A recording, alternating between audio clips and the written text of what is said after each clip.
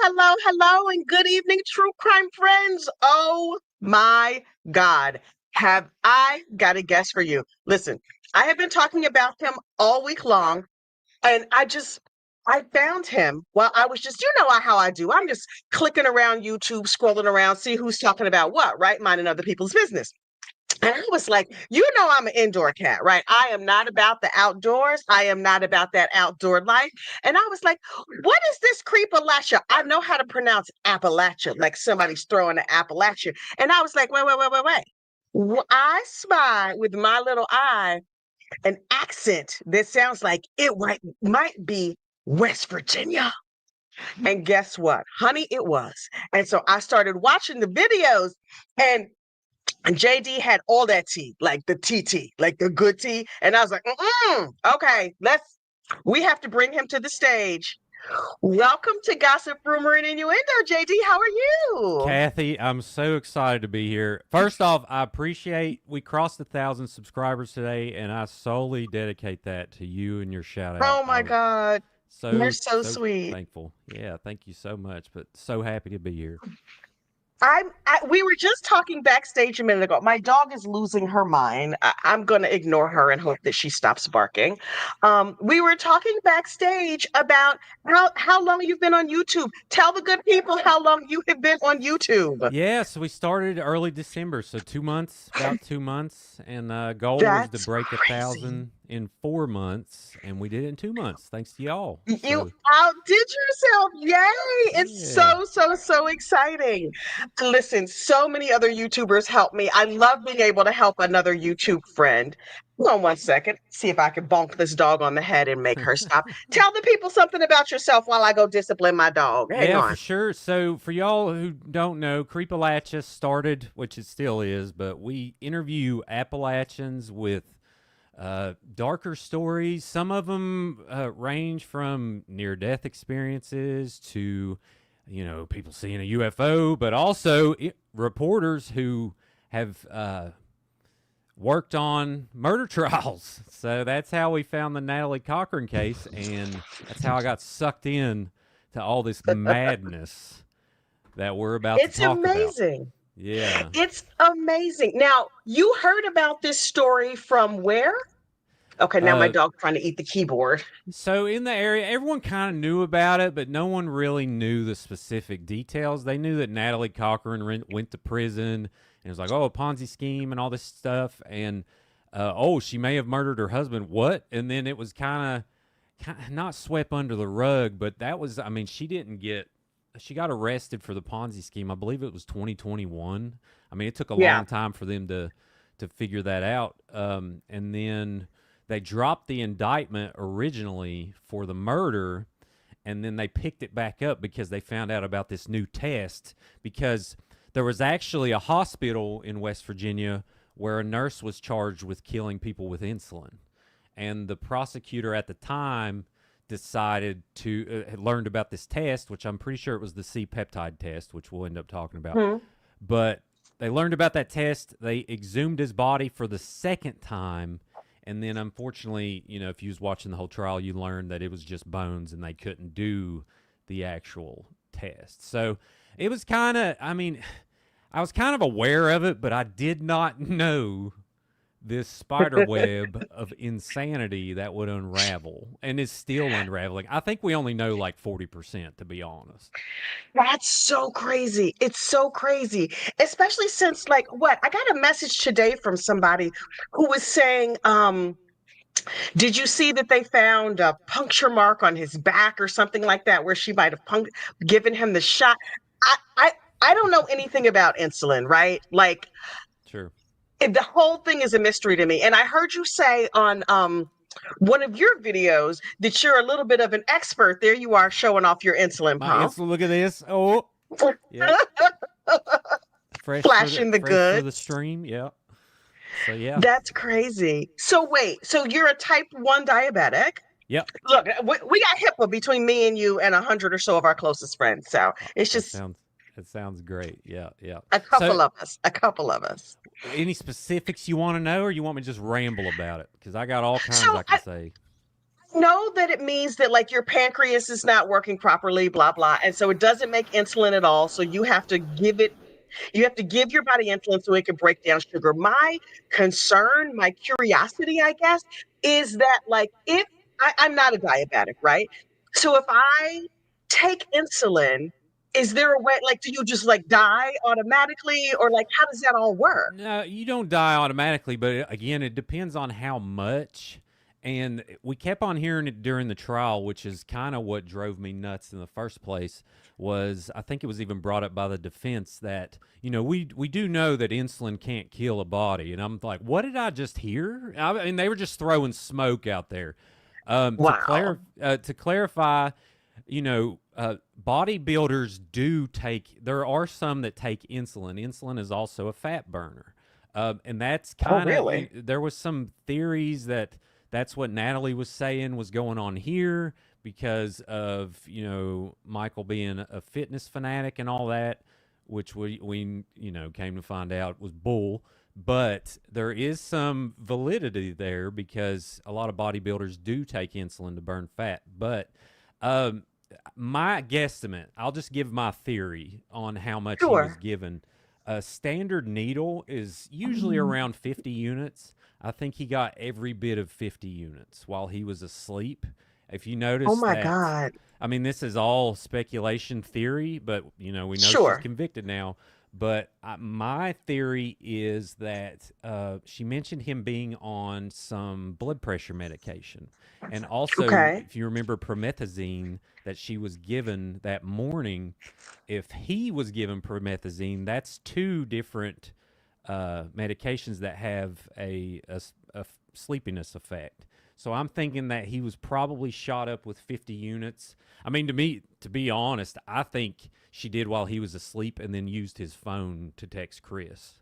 But you can't prove that, but that's what I Right, think. right, right. Yeah, I'm because I'm really struck by her level of like evil and craftiness that for whatever reason her mother and some members of her family refused to see. I was losing my mind when her mother was talking like, "Well, somebody must have cheated the kids because I think it was a scam." Like, "Ma'am, it was. Your daughter did this scam. What are you talking about?" It was sure. crazy to me. Yeah, I think we witnessed probably one of the most diabolical humans to ever come out of West Virginia because we're seeing a lot of, to put it nicely, a lot of brainwashing on mass scale. And to be honest with me, when I was watching the trial, I found myself feeling sorry for her a lot of time just because her defense was so poor. Yeah. And then you have to kind of look over that and look at the facts of the case. So even me not knowing anyone here, I see the effect that she can have on someone. It's just I couldn't Right. imagine living with her my entire life and then having this brain. I mean, we'll say. I mean, I know they love her, but let's Right. be honest. They essentially have to close their ears off when they hear 80% of the case. Um, I mean, but they did. Even in the mercy phase after lunch, like the family came and said, "She's wonderful. And, I'm going to sick Jesus on you if you're not nice to her," and all of that. And then when it was time for the state to talk, her whole family left. They were gone after lunch. It was yeah, crazy. yeah. Well, it's like they didn't want to hear it. And I don't know if you noticed, if you go back and watch the trial, her mother, I would watch her when certain evidence would be presented, and it looked like she kind of was in a daze. Like she would close her eyes and kind of not even really be in the room. I mean, when you're Yep. hearing some of these text messages, I'm like, well, I mean, it's obvious. Yeah, she did it. Here's why. I Right. think, I think the defense, the only thing better they could have done is do the C peptide test while he was in the hospital, or at least right after he passed away. It would have been so far beyond checkmate. She would have been charged in 2019 if they did that. Wow. So But is that like a standard test that they do at other times? Like, I don't understand how the C-peptide thing works. it's not really standard. I mean, you can administer it, obviously, if you think there's something suspicious going on, which I think Hmm. definitely fell, in this case. But One thing we're trying to pursue, if you want to go to Facebook, Creepalachia's on Facebook, we are kind of starting a movement on one of the goals of the movement is to create what we're going to call the Michael Cochran law, which is requiring all medical facilities that either have a suspicious death or they have someone unconscious in the ICU with their sugar below 50, diabetic or non-diabetic, they're required to do this C-peptide test in West Virginia. Now, I think a lot of places have it in their protocol. I'm not sure if there's protocols missed. I didn't really dive into that here. But it's a pretty standard test. I read countless cases of insulin murder, and it is frightening the exact occurrences that happened with these deaths that Michael suffered. I mean, and you read those, and there's no question. There's no question. Because if you listen, he came together during or he came back too in the hospital, and they thought he was getting better. Well, in a majority of insulin murders, that's what happens. What you're essentially doing when your sugar is that low for that long, your brain is essentially baking, and that's what happened. He ended up dying of brain swelling, and he came to in the hospital, and often brain damage is mistaken for recovery because they come to, because they got his sugar back up, but the damage was already done. So, Well, I was really struck when the prosecutor said, her husband falls ill. She says he's bumped his head, right? And she's just like, oh, we're just going to let him sleep it off. He's just going to be fine. But she checked the sugar of a non-diabetic. It's not like, yeah, you check somebody's temperature. I even have one of those little things, the clip thing you put on the finger. But it wouldn't occur to me to check somebody's sugar. There's several smoking guns that Natalie could have provided, which we can talk about. One is keeping that glucometer. If she could have had one because she was a diabetes educator. She may have had a kit, and thought maybe I should check his sugar. First off, that's still probably going to be way back on your mind if your husband falls out on the floor. First off, call 911. But yeah, I mean, my husband's on the floor, 911. But don't text everybody, talk about stupid Mexican supplements, and, then send a group photo of him laying on the ground, which is pure insanity. I mean, you can tell she was sprinkling alibis, just throwing alibis everywhere, all over southern West Virginia. But yeah, like I mentioned, the glucometer, if she kept it, she'd be like, here, see, 145. They log all the sugar readings right on there. Every glucometer saves the readings. She could have provided it, but she didn't. So, oh my God. Yeah. Yeah. Oh, look, we're getting actual bona fide information and not just me rambling on and making stuff up and feeling things in my spirit here today. I'm the chat GPT of this case. I'm just telling you, I could probably answer any question you have. I've been so absorbed with this. And I think one thing, which again, I didn't know everybody, but I think one reason I took this to heart is the lack of diabetes information out there. And diabetes is such a problem now. 1 in 11 people have it, first off, but also we're having more and more kids get type 2, which is pure insanity. Wow. So, that's from people still don't know about diabetes yet. Or something like that. Type 2 is from, what does type 2 come from? Type 2, basically, your pancreas is still working, but it's like taking a lot of smoke breaks. It's like, I'm not really going to do that good of a job. But type 1 is like, we're on strike. I'm not providing any help whatsoever. And it's type 2 is usually, it can be hereditary, but type 2 is usually health related. As someone gets older, makes poor decisions, but also sometimes hereditary kicks in too. But type 1 is usually hereditary. It's an autoimmune disease where your pancreas just eventually decides, I'm not going to do this anymore, and clocks out. So yeah, that's the difference. So we got a question from Ben G. Did the defense attorney Victor receive a professional reprimand for giving the jury the finger? That's a good question. I saw that on your channel. Yeah, so we're calling it Operation Fingergate, if you want to put it out there. But so we found the video and we posted it up, and The evidence, so we have found evidence from a very reputable source that's in the courtroom right Yeah. next to Victor and said the jury was not in the room, and there was a photographer in that corner that he was doing that to, because the photographer in jest posted a terrible photo of him in the newspaper. So that's what he was Oh, doing. And I wanted to make sure and clarify that. Like, I disagree with Victor on a lot of things. But even yeah. still, you don't give the finger before a mercy hearing. So there's no reprimands yet. I don't know if it'll even go anywhere. I don't know, but we'll see. So that's a good question. I was really struck by his behavior in court. And I honestly, seeing him just sort of like prance around the courtroom, waddle like the penguin, go on, and be so mean to all the witnesses, I was like, okay, he's doing his job. But listen, I'm a Jersey girl. And that kind of behavior, you're like, hey, look at you doing your job. But then I heard you say that in West Virginia, it was considered bad manners. I was like, oh, Yep. Pinky's out in West Virginia. Yep. Okay. And this is to the to brag on the prosecution. I was very critical of them early for not objecting.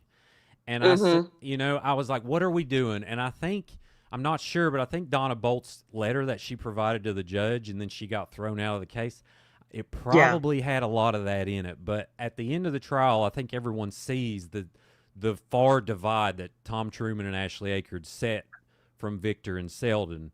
Like, there was so many objections. I mean, he objected.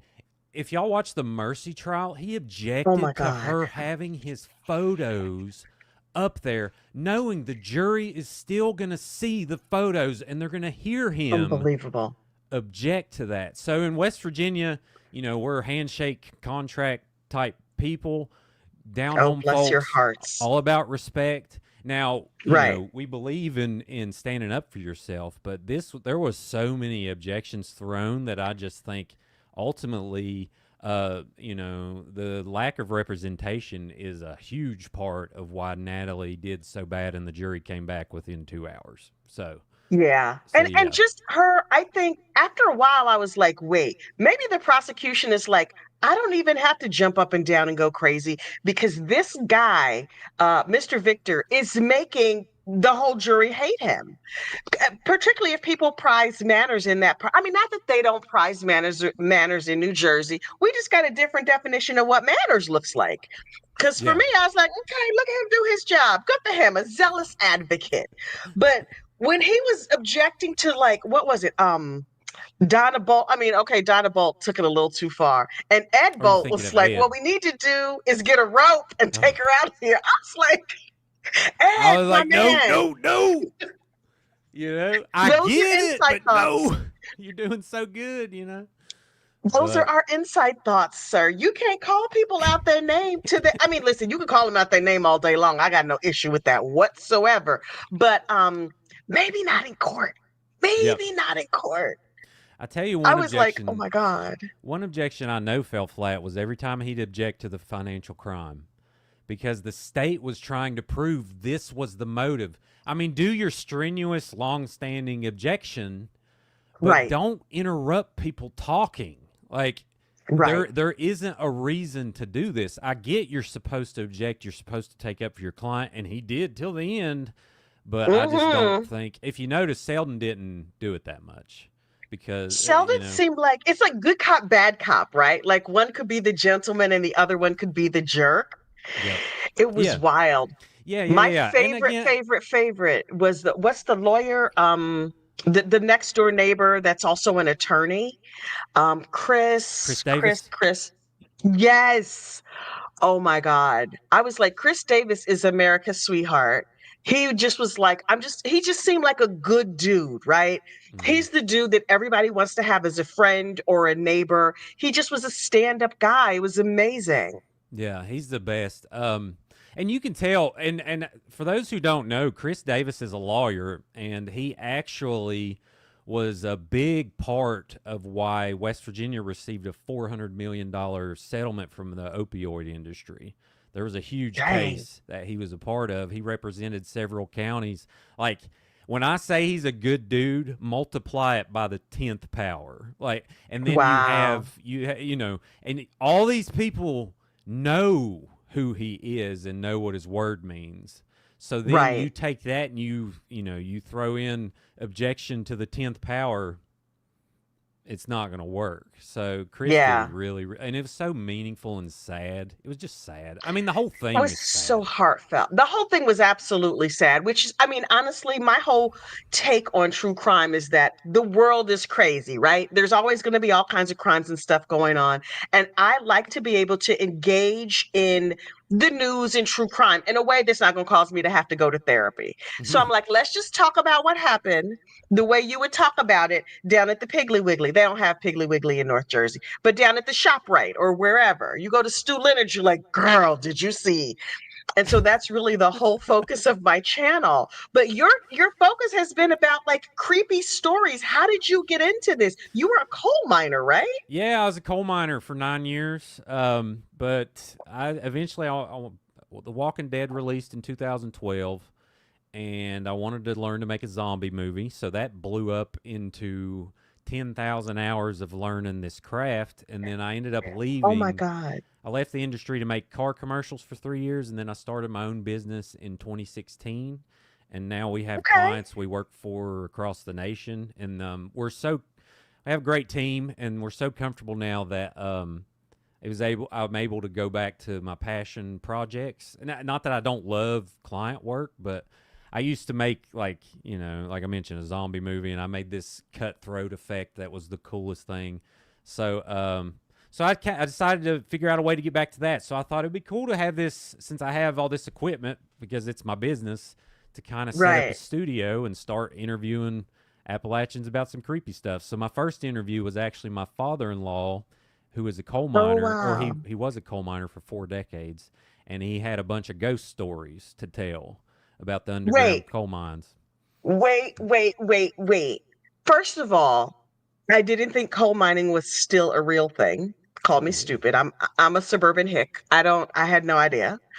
But like when you said you were a coal miner, I thought that meant like you did stuff on the computer to make coal come out of the ground. You mean you were like in tunnels and stuff? Oh yeah, the actual stuff that's in the earth, I would be a part of pulling it out of the earth, and then we would sell it mostly to China, and then they would make steel out of it eventually. So yeah, yeah, Wait, what? yeah, You make steel out of coal? yeah. Met coal is what it's called. So not all coal. Now the stuff that burns, white hot, that's the steel stuff. They make coke out of it. And then the coke Wait, is what you see pouring Coca-Cola out of those. No, you know or that. cocaine? I'm gonna need I to mean, what listen. yeah. I mean, sure. But yeah. So yeah, it's This is very important. fascinating. I'm getting an entire education from the bottom of my heart. I thought when you said you were a coal miner, I assumed that meant you were an engineer, like you worked in an office Oh no, and I you did dropped out. things. I'm a college dropout. No, far from an engineer, but I drove a Oh truck my God. and dumped rock 70 times a night and wanted to jump off a bridge. But I had a lot of great people that I loved that I worked with and Yeah. made great money. Like, I was a college dropout, and then I made 90 grand a year at one point. So it's a great industry, but Wow. not everyone does it greatly, if that makes Right. sense. And the problem Right. is reason we're seeing such crazy stuff today is we haven't figured out a way to do without coal, but we did spend a lot of time making coal miners transition to no work was basically what was happening. So, Oh. like, coal miners are smart. They know it's going to run out. They want to, have an energy source that is ever evolving, and fossil fuels eventually run out. We know that. We just don't have Right. any other way to make money. So, kind of take it easy on the coal miners I don't out there. I promise you I didn't know that was still a real thing. Yep. I'm I live in the suburbs of New Jersey. I spend my days in the concrete jungle in New York City. Like my view is a bunch of steel buildings, but I just feel like, the mobsters from New Jersey put them up. I don't know how they get there. That's why we make such a Steel good pair. Because you're so absolutely fabulous now that I get to talk to you. But yeah, so like that, I don't know a lot about that. When I go to a big city, I get really nervous when I'm driving, and I don't, Driving? Why would you drive? No, you get on the subway. You walk like a normal human being. I You're can't. bipedal. That's why you have two legs. I can't walk. I get on a treadmill. I can't. I don't want to walk anywhere. But that sounds great. Oh, I no, walk on sir. trails and stuff. But yeah, With the bugs and stuff? no. Oh, with earbuds. No, no, no. Bugs, B-U-G. Oh, Like things that will bugs. bite you and Yes. make you itchy. Well, you Oh, gotta have the no. bugs, and diabetics do have a lot of bigger problem with like sweat bees and gnats. A little fun fact there, Oh but yeah. God, I'm itchy just having this conversation. Okay, we are in full city mouse, country mouse mode right now. I'm well, I have to tell you, the very first case I ever covered out of West Virginia was I was telling you before, this West Virginia versus Andy McCauley, this mullet American who did very terrible things. He was also a narcotics enthusiast, right? Uh huh. And so I was fascinated because I was like, wait, everybody in here has their teeth. Like from the bottom of my heart, all I knew about West Virginia was like, what is that movie with the banjos and stuff? Right. Um, Deliverance. Yep, that's pretty yes. regular. Yeah. Yeah, that's I mean, but look, I know people look at New Jersey and they're like, oh, the entire state is a super fun site. Yeah, and we also have good Italian food. You know what I mean? Like, it's Sure. not all Real Housewives of New Jersey and Nouveau Riche. It's a lot of regular people. And I watched that case and I thought, there's this one town in West Virginia that has a bunch of regular people. I just found it. Oh my God, this is amazing. And then I saw your channel and I was like, maybe there's two towns? Sure. Now I think maybe there's more than that. No, well, yeah, and there is a misconception with West Virginia. A reason I started what I do is kind of to change that narrative. It's a very small outlier. I mean, of course, you have country people, but the problem is Sure, we don't we don't know how they live, and we like to rationalize the world's problems on these people. So that's sure, kind of why I started wanting to tell West Virginia's story, because it's actually one of the most diverse states out there. There's so much culture and arts and amazing really. people in the hills. I'm telling you, I'm not lying. I It watched a live you did with an artist. I don't remember her name, Nicole Nicole something or Suptic. other. Yeah, Yes, I watched a couple of your live. Listen, I checked you out. I was like, what if I like this guy and he turns out to be a total scumbag? I can't be risking that. I can't risk my good gossip name. right. So I watched a bunch of your lives and I was like, JD seems like a really good dude. Although I didn't know your name at the time, I was like, that Creepalachia dude seems like a really good dude. And there are other people in West Virginia like him. It was mind blowing to me. That's So great. I've been fascinated. So you are, for me, you are the ambassador for West Virginia. Of like, Oh, you got all your teeth. You even if you dropped out of college, you speak well. You're educated about sweat bees and nature and all kinds of things I don't know nothing about. It's amazing. well, thank you. That's very kind. There's a lot of people in West Virginia that are so much more worthy of the ambassador name for sure. But yeah, I definitely want to spread the word of like, yeah, it's Deliverance was kind of full of crap. You know, there's. I mean, I don't know how many. I have so many friends in the filmmaking industry that are living right here, and we all collaborate and create together. And of course, you'll have certain types of people, but certain types of people Right. are everywhere. Yeah, Um, Jersey Shore was filmed here. Like, you know what I mean? Like, eesh. sure. Well, I don't want that to be the only representation of the state that I live in, you Well, know? and we have that same misconception. We'll be like New York City, stuff like that, and I try to keep myself from doing that because I know that's Yeah, not the truth. Um, right, so right. so yeah, it takes a lot more conversations like this to kind of work through each other's lives and find our commonalities, and obviously we have a lot of them. So yeah, Yeah, for and to sure. bridge the gap. I mean, my one of my favorite things when I'm not, minding other people's business and gossiping about true crime, I read a ton of books. I probably read, I don't know, 40, 50 books a year. And by read, I mean listen to an audiobook because I ain't got that kind of free time to just be sitting around reading books. But I like books that are not about like I won't listen to an audiobook that's about like a middle-aged black lady that lives in New Jersey. You know what I mean? Because I know that story. I always want to know about other places, other cultures, other lives, other experiences, all the things. And in some ways, you being on YouTube is bringing me, and I'm sure a bunch of other people, all the things, all the things. I hope so. And it was I just started. I was like, I'm not going to really look at the numbers, even though that's a lie. Kind of, I've been trying to pay attention to what people are enjoying, and the actually Yeah. the interview with my father-in-law is the first thing that hit. I think we had a TikTok reel that hit over $300,000, and it was how much does a coal miner make, and literally that shows you how much people don't really talk, and aren't Yeah. aware of certain things. So that gave me a lot of confidence to keep going, and I try to release 2 to 3 reels a day, and I've got a pretty good system to where I can put a not an insane amount of hours into it, but there's this Right. Natalie Cochran stuff has been like 24/7. So yeah, Yeah. I'm just happy I get to talk to all these cool people. Like this weekend, we have a guy coming in who started a place called Tie-Dyed Tarantula in Princeton, West Virginia, and he breeds tarantulas. So he's going to come in, and we're going to breed Wait, wait, wait, tarantulas wait, wait, on wait, the wait. air. Okay.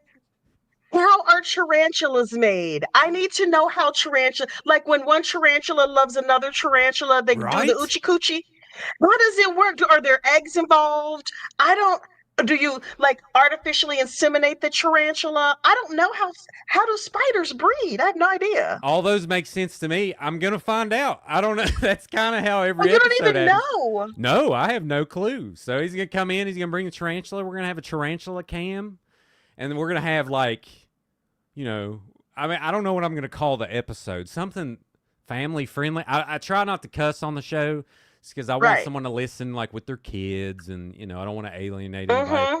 But also, we do talk about some dark stuff sometimes. But this is just going to be interesting. It's going to be like, oh, okay, well, that's how it Okay, works. when is that coming on? Because I need to find out how tarantulas are made because That one I don't should be this know. Sunday. That should be ready this Sunday. We're recording on Sunday. I don't do them live, but I do Right. post them soon after. So that's this Sunday. But Okay. another one we're Another. also, or go Yeah. ahead. Tell me. Tell me. Tell me. No, tell me. I want to Okay, know. I want I to was know. gonna say we're doing another episode this weekend where I'm interviewing the creator of one of the biggest haunted houses in southern West Virginia called Fright Nights. So they're actually going to come in. Oh. We're going to talk about like, okay, well, how does it work? How do you come up with this idea for a haunted house? How do you build, this giant clown with a chainsaw, or how do you find the actors? Different stuff like that. So that's kind of what this. And I had someone who had a near-death experience with COVID-19. Like it just I saw ranges. that. Yeah. I saw that. I know a lot of people who had a death experience with COVID-19, but not their death experience with COVID-19. Yeah. I know Oh, a it's most bunch of people people do. who died from that. That was Yep. terrible. Yep. But I got lucky and avoided it. Wait, Benji wants to know, does the world really need more tarantulas? I'm telling you right now, Would you I'm believe scared. there is such a huge market for tarantulas? It's apparently the best content. Like there's apparently this. It's not really an underground ring, but kinda to us, it's underground of this tarantula trade that is pretty insane. That I'm also going to talk about. So I'm excited to learn about that too. Every word out of your mouth gives me 25 more questions. Number one, we have to discover how tarantulas are made. Number two, I will confess I was not entirely sure that tarantulas were real. I mean, I saw that one on Peter Brady's chest on the Brady Bunch, that episode when they went to Hawaii, and I thought it just came because they picked up that like the little idol or whatever. Mhm. I don't. Mm-mm. Apparently, they're not I only don't real, nature. but there's like hundreds of species. of them. And I know like a lot of them you can't really touch really because they have like this insulation vibe. You never touch fiberglass insulation and feel how Yeah. itchy it. Okay, so they have kind of that kind of vibe. Some of them do. Some of them are poisonous. People just get to say, "Hey, look at my poisonous spider," but They're not all really poisonous? they're not all poisonous. No, I think a very small portion of the species are poisonous, but but Do people eat them? I have so many questions. I don't think so. I mean, I don't know. I'll definitely ask that question, Would but you I don't. shave it? I have so many I'm pretty questions. sure they Are don't they shave. big? Okay. Pre- I'm pretty sure they don't shave the spiders, but that's the only thing I can answer. But yeah, we'll see. Oh my God. I love animals. I'm obsessed with animals. And so periodically, Uncle Al, algorithm over there on the Oh, tubes of nice. you, will serve me up some sort of weird animal thing and I'll go deep down a rabbit hole, right? So recently, I've been watching sheep shearing videos, which is Ooh. why I thought maybe they also shear spiders because I don't know. But I love to watch sheep being sheared. And I watched a baby doll sheep right before we got on here. And alpaca. I have some alpaca friends. Oh, Oh, nice. do Yeah, I you have know an any alpaca alpaca? friend too. Yep. I love alpaca. Have When you I go watched visit the them when I'm hoof on vacation, cleaning? Have you watched the hoof cleaning videos? yes, Oh my god! When they hit like it's this big amazing. pus ball and it just flies, I'm like, this is amazing. But it sounds disgusting. But it's actually the greatest thing that's ever been created. And then they shine it all up, and then they put the new shoe on it, and they're just so excited. It's like the best. I just there's oh my God, I feel like my brain is exploding. There's okay, so coal miners are real and we Yep. don't know where spiders come from. And you also like sheep shearing videos. Do you spin? I spin like I buy fleece. I wish I had some in arm's reach. I spin on a spinning wheel because that's the only outdoorsy related thing I do. Well, like a bike. What are we talking about? No. Like an old-fashioned spinning wheel where you like do it with your feet and the wheel goes around and you create yarn Oh out of wool. wow! I know what you're talking. I've never done that. That sounds I amazing. love it. Do you I love make it. It's like clothing or no, because I'm allergic to wool, oh? but it does not make my hands break out. So I spin it. And then if I spin for too long, then I have to put on gloves. Yeah, I make yarn though. And then I just give it away So it's just a because I don't. relaxing thing. Mhm. Oh, nice. The That's noise awesome. of it. If I Yeah. can't sleep, I'll put on a video of people spinning. They have these very long form videos. It's sort of like ASMR, Yep. and I spin. But like when I knit or crochet or whatever, because I do all those things. I also weave. I also cook things. I also build things, mostly in my house.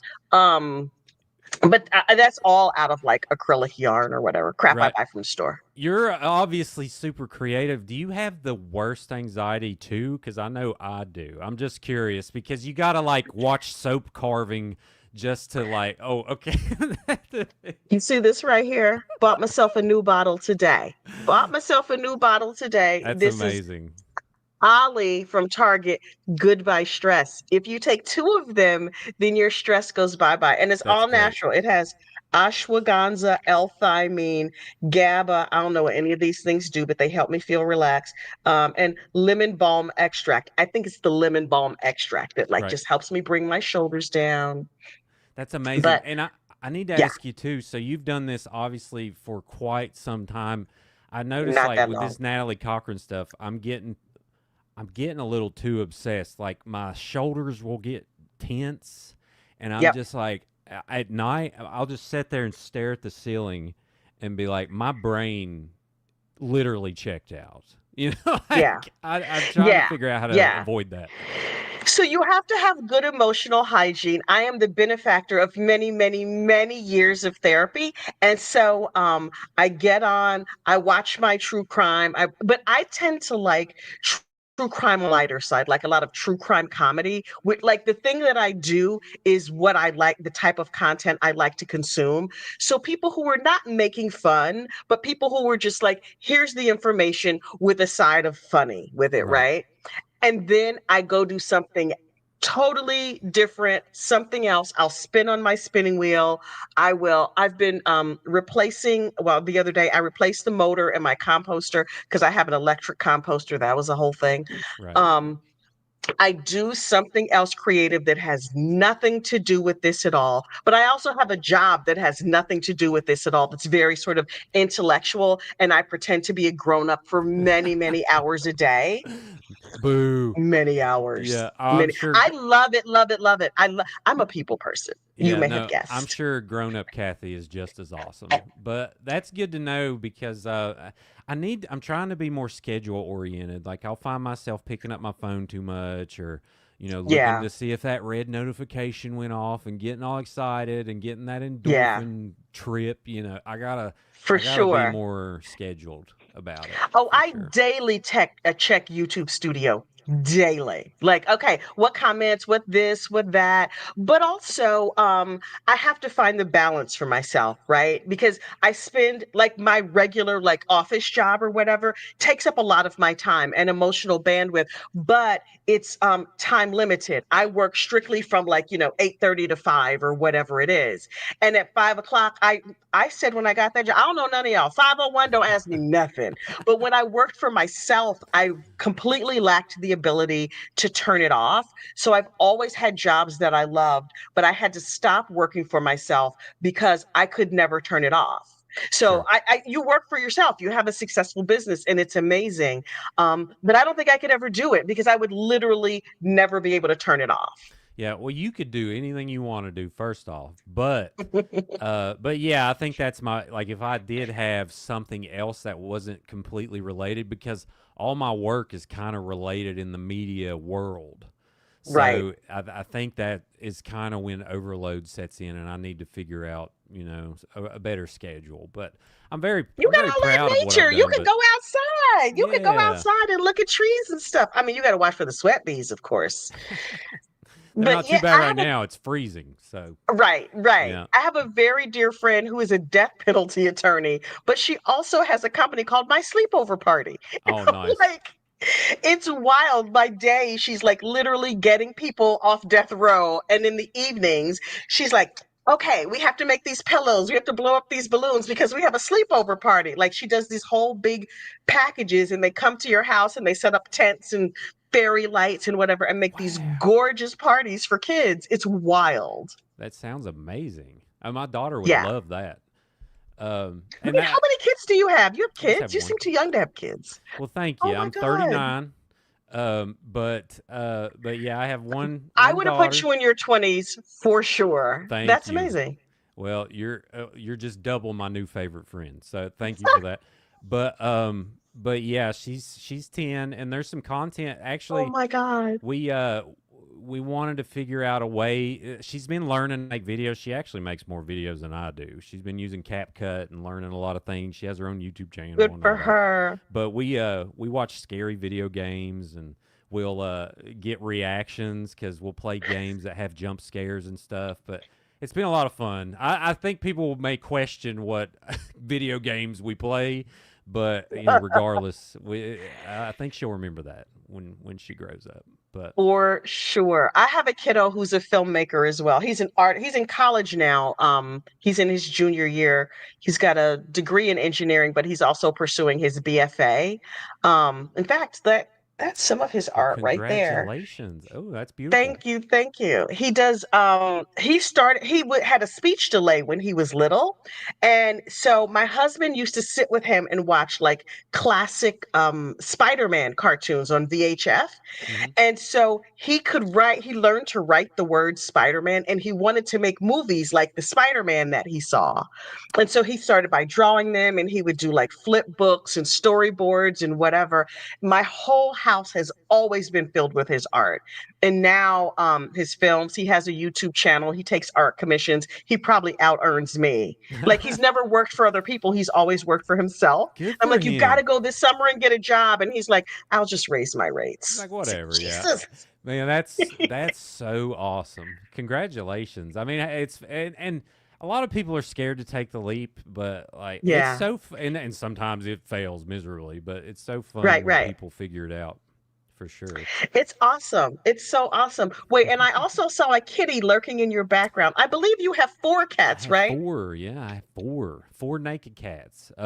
We got a. I It's love called them. a tortie elf, a bambino, and then a elf, and noodle, nugget, smidge, and miso.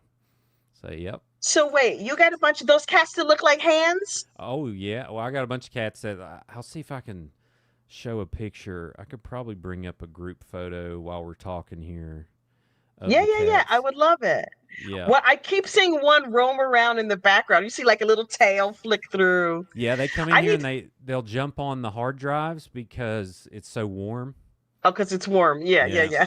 Yeah, they're They're your freezing. coworkers. They're helping you. I know. Yep. This is one of them. This is Oh my Smidge. She God. looks like a little Pokemon. That's Yeah. so cute. Yep. Oh my God. Yep. It's Why did you crazy. get into naked cats? Uh, I've always wanted one, and we unfortunately had the best dog ever pass away. And Mhm.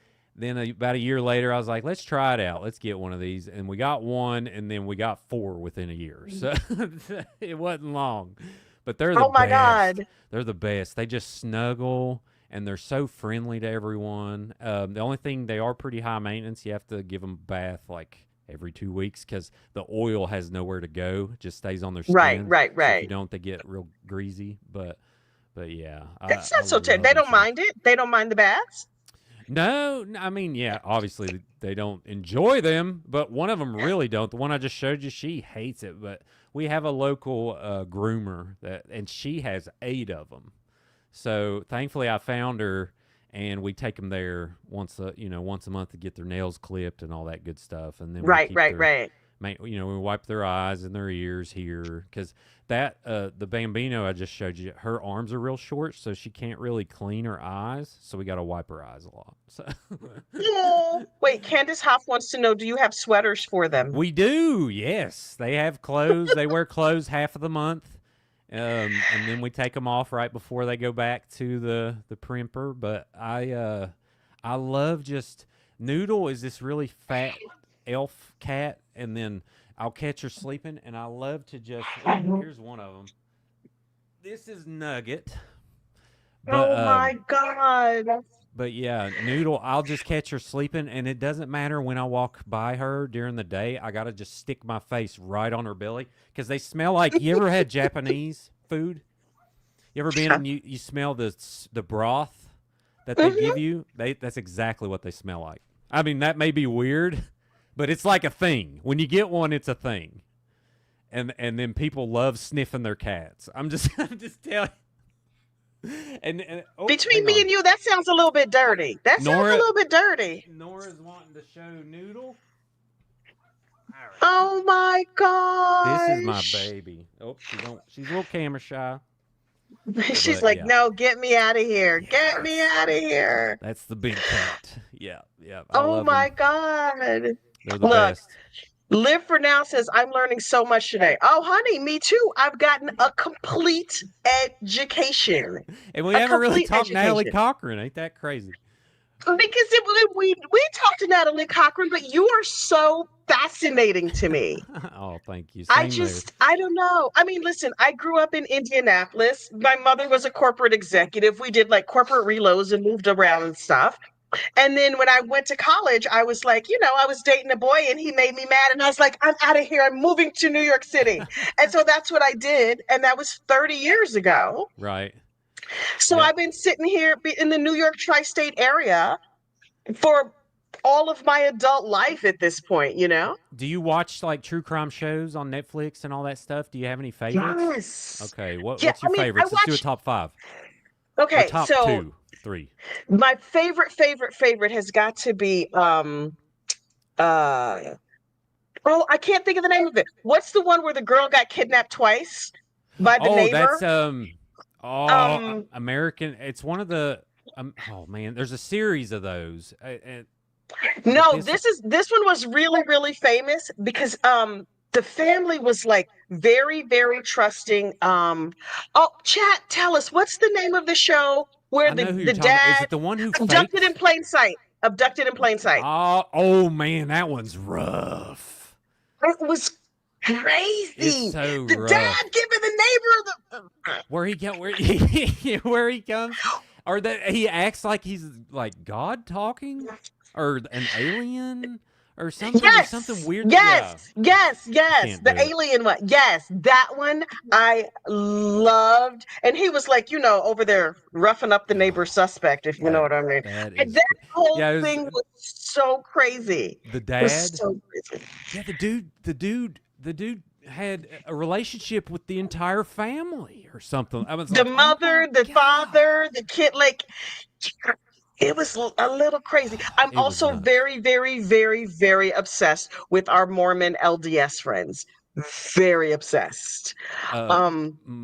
Have you saw Mother God? That's not LDS, but oh man. Yes, the blue lady. Yeah. They put the Christmas lights on her and they turned her into a mummy. You know that cult still exists. They're still out like worshiping her and Robin Williams and some other assorted people.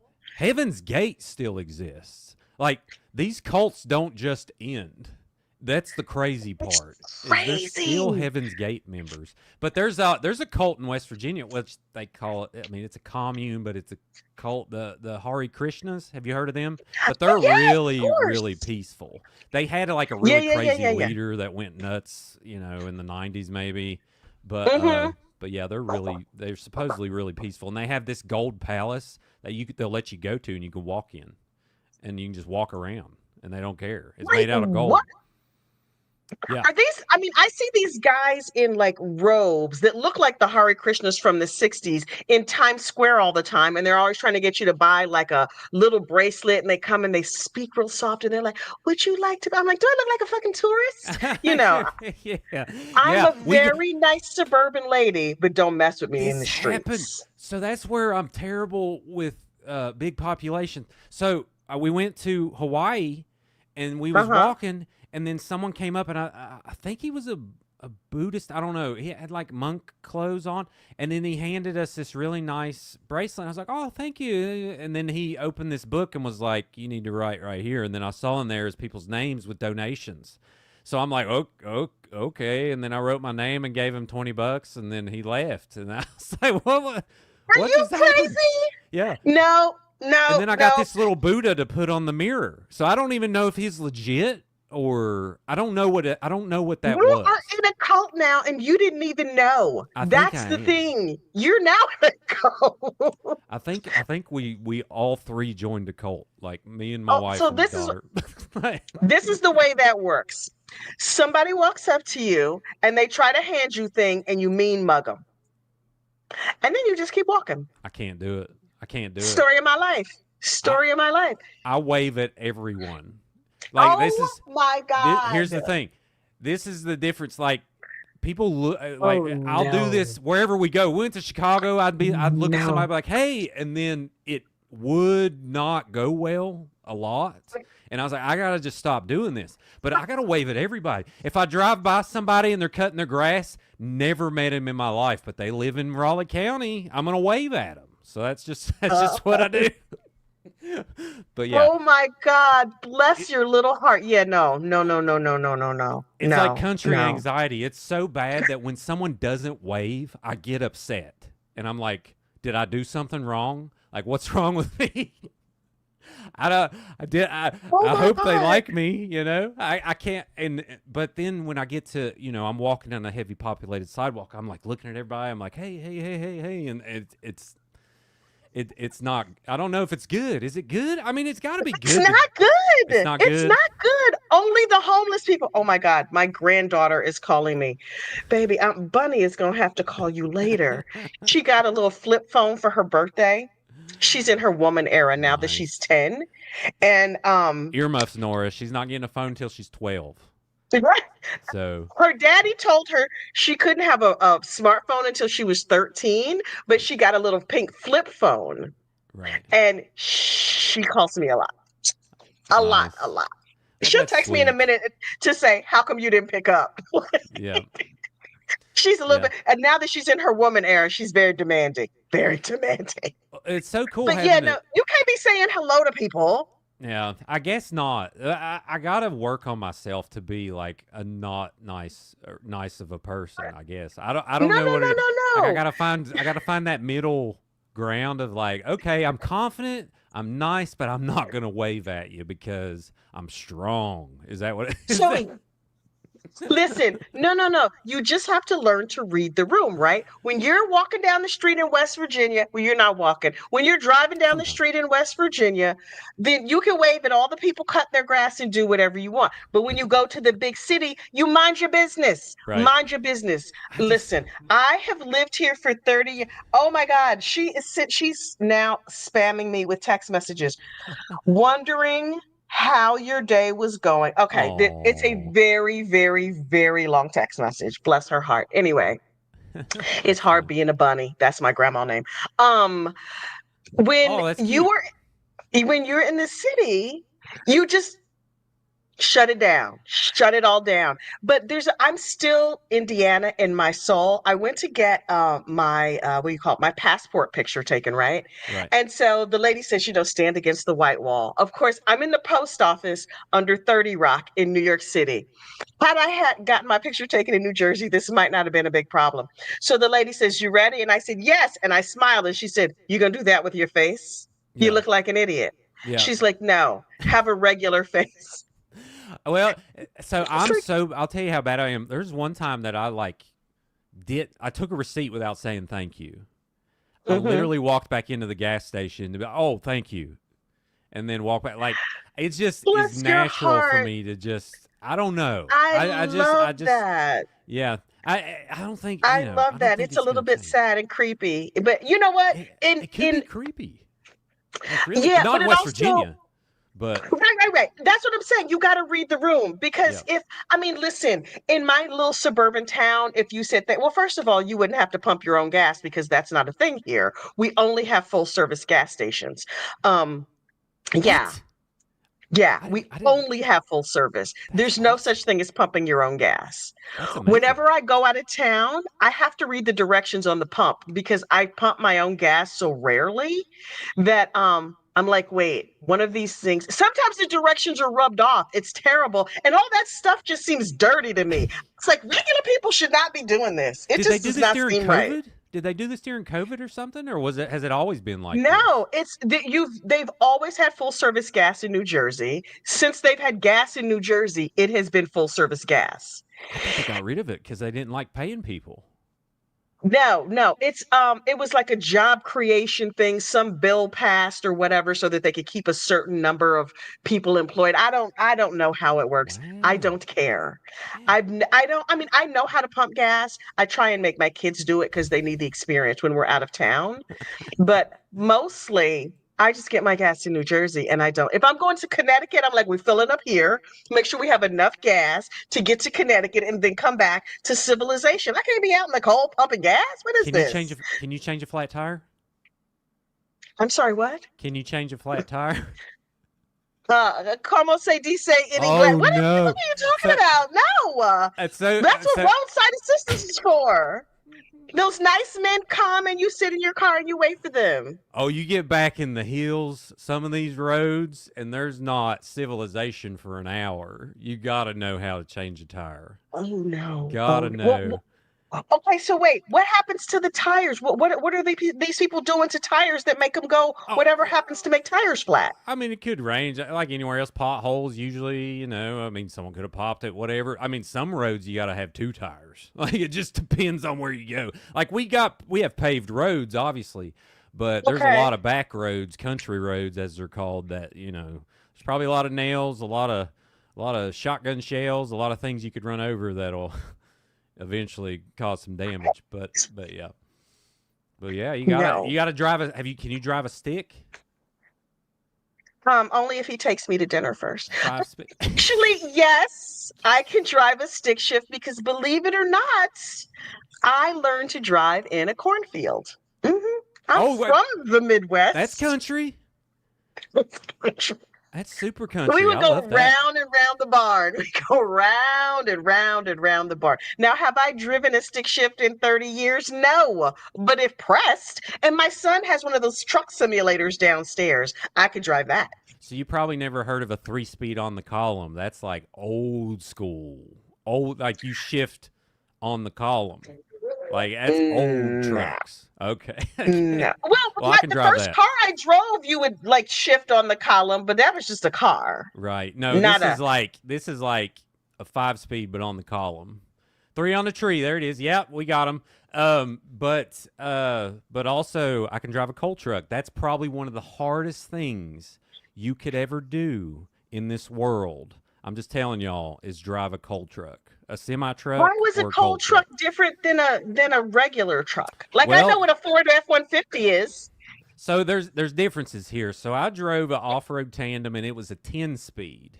Now that's nothing. You have these like Right? when you see a semi out on the road, they're usually like 21 speed. They have these things called splitters on them that you actually go through the gear pattern and then you hit the splitter and then you go back up and then through the gear pattern. Like truck driving is so difficult, and I gotta just bring that up.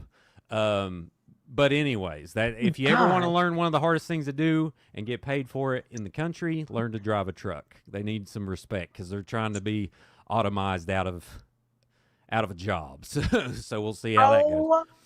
Oh my God. Yeah. Yeah. So I don't know if you know Brandy Churchman. She's another YouTuber, right? And Uh-huh. she's a dear sweet friend of mine. And she was talking about pitchforks. And I didn't think pitchforks were real. And so she kept telling me that they were.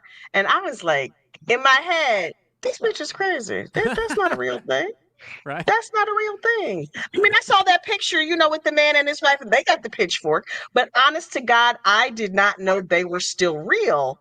And then I saw one in the wild. I saw one at Aldi. And I was Oh, like, why does Aldi have a that is. pitchfork? It They also blew. charged you 25 cents for a cart. Is that what they do? Is that what Aldi does? They put the. Yes, but I bring my own cart. I have my Okay. own foldable cart. And it's all decked out. I have oh yes, honey. Oh, I can't we're high class here in Raleigh County. We have Aldi, so thank you very much. love And an Panera Aldi. And a Bread. Lidl? Do you have Lidl? No, I don't know what that is, but It's like Aldi. we have an But Aldi. Lidl doesn't make you pay for the carts. But I have it's like it sort of looks like almost like you know how a baby stroller will fold up flat. Hmm. I have a shopping cart that folds down flat like a baby stroller. And then when Ooh, I want to go to the store, I take it out of my trunk and I push a button and it of and it's course you all decked do. out. It Of has a course you cup do. holder for my Starbucks. Yeah. It has a thing to hold my phone and my keys. And then I just it's awesome. that, that is fabulous. Of course Like you have regular that. I'd people. say you have so much cool stuff. You got the thing that you do the thing, and then you get the yarn, and I got to be more Right. The resourceful. thing that you do the thing. What are you talking The about? the feet thing with the yarn. You're making the Oh, yarn. yes, yes, yes. My spinning wheel. Yeah, yeah, that's fancy. Oh, that I sounds feel like fancy. I could be Amish if they had better Wi-Fi. Honest to Right. God. I know how to spin. I know how to cook. Do you miss the country, or like in Indiana? What kind was it? Rural Indiana, or was it kind of? Oh, it was kind of okay. Indianapolis. Well, they had The cornfields city. that you drove Yeah, through, yeah, so yeah. that's And cool. a lot of basketball. Is A that's lot of where they basketball, have? a lot of cornfields. So I had a. Klansmen, yes, they have the clan there too. Oh well, yeah. Unfortunately, there is a branch in West Virginia, but it's small. That's actually near that commune I was talking about, and I don't think they're What a around anymore. weird I hope, but I did a combination. story on it. But yeah, What a weird combination. yeah. It's oh yeah. That's why I did a story. I was like, okay, so you have the clan, and then you have a commune. This is awkward, and like they kind of lived around each other. There's this a climbing story. If you want to learn about this, it's the caving story that I did with Chris Hmm. Collin. But we talk all about it. There's this guy who ended up dead, and there was this big investigation around it, and it ended up being involved with the caving system. So if you didn't know, there's about 50 miles of underground caves that have been established in the Lewisburg area, which is around where I am. So wait, So established meaning they're not natural caves? Somebody dug them out? well, they're there, but they can't map them until a cave like a spelunker goes in and like knows what they're looking at. So Right. and they have these big thing. They had this big moment where they had these two cave systems, and they thought that they connected, but they weren't sure. So they made this Mm-hmm. like 3-day trek underground in West Virginia for this guy to swim under this in the water and go under this rock wall to go to the other side and figure out if it was the other trail, and it turned out it was. So and then they get to name it, and they get to, do a whole thing. So, and there's a thing Uh-uh. called the Nutty Putty Cave. If y'all want to look that up, OMG. I'm just saying. Nutty. But what is in it? So the Nutty Putty Cave is an incident. I can't remember where the cave was, but a guy, I think his name was John, can't remember the last name, but he went into this cave. And if y'all are out there, you can look up a picture of this. Put Nutty Putty Cave, it'll pop up on Google Images, and you'll see the position he ultimately ended up in. So he crawled into this thing, and he took a wrong turn, and he ended up upside down, head first, in this position in the cave to where the rock was surrounding him, and he couldn't back out of it. And they just sealed it up. They sealed it up so no one else would go in there, and then he died. Wait. Did they got him out, or they No, he didn't get him died. out? He's in there right now. They put a memorial in front of it. His name's John. I want to look. If chat could look up his last name, I know we would find it. But it's crazy. But there's just so many caving stories. That guy's local, so he came in and then told us a bunch of good stuff, and it was why I started the show, God. because you just never know what you're going to run into. When I was a kid, we went on vacation to Mammoth Cave. I think it's in Kentucky. John And Edward it Jones. was Sorry, go ahead. That's wild. We went in the summertime, and we stayed in like a little hotel, and we went and saw this like Western town where they had like a pretend shootout. And then the next day we had to put on our winter coats. And I was like, Mom, why are we putting on winter coats? And then we walked way underground, and we walked all through Mammoth Cave. And after 4 hours or whatever, we popped out the other end. And I was like, that is so cool. I never want to do it again. Why am I in a cave? Yeah, Why aren't it's we on a beach? No, thank you. commercial cave is good enough for me. And cool, I saw in the chat Mr. Ballin told someone that story. Mr. Ballin is actually a huge inspiration of why I started the show. So if you like Mr. Ballin, this is like Wow. Mr. Ballin meets an interview show meets. I also do solo stories too on TikTok and stuff like that. So yeah. That's amazing. Girl Ryan says, oh my gosh, I'm originally from Central Kentucky. JD's accent makes me homesick. Oh, Oh, thanks for introducing us. I was born in That's so Ashland, nice. Eastern Kentucky. Ashland, Kentucky is where I was born. Do you hear your accent? This is a question that I'm fascinated by. That's a good question. Yes and no, but my thing was when I went into, because I'm kind of in the corporate world, but not really now. Yeah. I decided coming out of the coal mines is where it was really crafted. Hmm. I decided I was never going to hide it. And then I just made a point to say, okay, well, I'm going to go, like, I'll talk to millionaires, I'll talk to, leaders over these huge organizations, and I just go in and talk to them like we're talking. And it seems Right. to work out. So I just, I hear it, but not really. I kind of just Yeah. want to embrace it, if that makes sense. Yeah, no, I get it. I get it. I mean, listen, like I said, I'm originally from Indiana, and the whole time growing up, I never heard an accent. All of my family sounded like my family. The accent, what accent? And then I moved out here, and I lived here for a few years, and I moved back, and I was like, oh my God, that Midwestern accent. It was like an assault on my ears. Right. And my family was like, what are you talking about? We don't have an accent. They're like, the way you talk. To quote my cousin, you sound like them. I'm like, who is them? Yep. Them. But my husband is from the South Bronx, Yep. and I hear his accent a whole like that now feels like home to me because I've been with this man for 25 years, right? But like that deep, heavy, like sounds almost like I don't know, like a South Bronx accent, like Yeah. like what you see in the movies. That is what my husband sounds like. Yeah. That's And I awesome. love it, but he doesn't hear his own accent. He doesn't think he has an accent, which is hilarious to me. It's like the audio hieroglyphs. I love it so much because you can, and there's people that are really good. They can tell where someone's from just by how they talk. Like for instance, if we hear a British person talk, a lot of British people are just it's gonna probably sound the same unless we're really good at dialects. But for Yeah. British people, there's like the redneck British. There's like the Yep. twangy British. Yep. And it's just there's so many variations, but For sure. it's just so fun. During the pandemic, I decided to learn a second language. And so I didn't want a language that was too hard. I already know like enough Spanish to like find the bathroom and order dinner.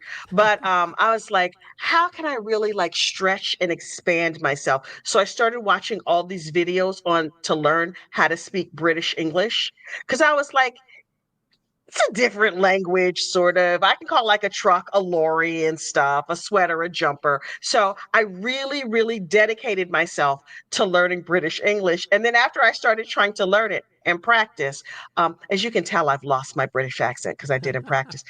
But I was like, oh, I want to learn RP, received pronunciation. That's like the fancy highbrow British. So now I recognize RP or like, South people from the South when I hear it, but like the South of England, not the South of the United States. And then Right. sometimes I hear a Northern accent when I hear British people speak, and I'm like, look at me, Yeah, yeah, cosmopolitan. yeah. That's great. I'm Yeah. still not good at it Well, though. that's like biscuit is biscuit here, but it's like cookie in Yeah. Britain, or is that right? Yeah, it's but Yep, that's exactly right. there's a good That's exactly video right. of British people eating biscuits and gravy and loving it. It's Yes. amazing. I highly Yes, yes, recommend. yes. There's a whole series of them. There's a guy Lost at Lawrence from Lost in the Pond who Yep. talks a lot about like the differences in the different places. I would love to like go visit. I mean, honestly, the United States is so big and I've been all over. I've been all over the world, but there's a lot of places in the US. Like I've spent more time in France in Paris than I've spent in West Virginia. You know what I mean? It's Right. crazy. Oh wow. I haven't been over. Let's see. I went to the Bahamas. That's about as much Beautiful. overseas as it works. Oh, we went to Hawaii, but that's not overseas. I mean, it's I just mean, you flew over AC, but Yeah, I like, mean, yeah, yeah, yeah, yeah, yeah, yeah, but yeah. it was a lot of fun. But I yeah, used to have to travel to Germany a lot for work, like years ago. yeah. I spent a lot of time back and forth Wow. in Germany, and so I would lay over in Paris or in London because I had friends who had apartments there. Blah blah blah. Are I you a have a very secret? fancy life. Are you a secret agent? Like what? My goodness, that's awesome. I'm a I'm a coastal elite. Didn't I tell you? I tell people all the time I'm a coastal elite. They see me driving the Corolla like all Right. the other coastal elites. That's what I do. I am a coastal elite. That's But I said amazing. to my cousin the other day that I'm planning a long weekend trip to London, and she's like, "Girl, that is not things. That's not something people do." Yeah. It's like, what do you mean that's not something people do? A friend of mine sent me a Wait, text message the other day, she's said right. she's going to Madrid for the weekend. And I was like, oh, that's so cool. My neighbor across the street lives half the year in Greece. But I'm like, he's like, but I live in the country. I don't live in like, a big city. I live in the country. He has a home in Greece. He doesn't just live there. He owns a home in Greece. Right. And Well, I'm like, I mean, here fancy. it's Florida and Tennessee, and if you go outside of there, you're high class. So it's like, Wait, all what right, is there to do in Tennessee? No, Dollywood. Do you not know what? about Dollywood? Like where Dolly Parton has like a theme park or whatever? Yes, Dollywood built Pigeon Forge, Tennessee. I'm just here to tell What y'all. is Pigeon Forge? Pigeon Forge is the place that Dollywood built. I mean, but basically, it's like it's a town. Okay. It's a town where literally she came in there and then she decided I'm gonna commercialize this place, and it's Right. probably one of the biggest go-tos for West Virginians, possibly North Carolinians, possibly it's like people love this place. But Pigeon Forge is really the Really? place. It's not just Dollywood, but yeah, yeah, that's what it I've is. heard of Pigeon Forge, but I was like, I don't know what that is. Yeah, it's great. There's a lot of cabins. I mean, we've been like 20 times. So yeah, it's kind of a thing that we don't really do much anymore. But if you go to the Apple Barn. Oh my, so Okay, wait, I'm good. taking notes. Apple is it's food? Yeah, it's food. It's a restaurant. They have food there, and they have this thing called julep.